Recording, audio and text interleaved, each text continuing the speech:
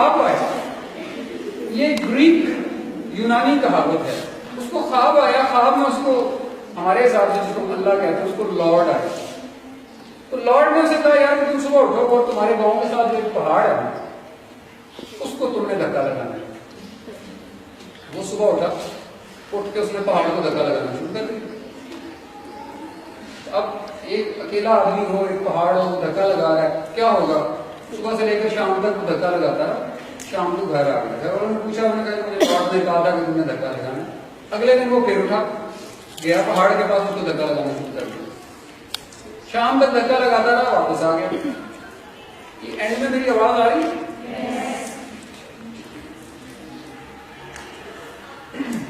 तीसरे दिन जब उसने सारा दिन धक्का लगाया तो गांव में थोड़ा सोशलाइजेशन ज्यादा होती है, लोग कनेक्टेड होते हैं।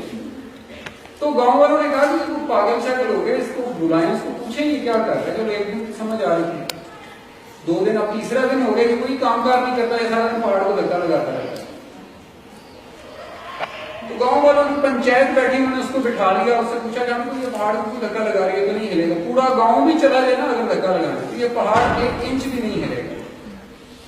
उसके जवाब में आपके लिए यकीन करें जिंदगी का सबसे बड़ा मैसेज है। उसने कहा कि मुझे हिलाने का हुक्म ही नहीं है, मुझे धक्का लगाने का हुक्म है।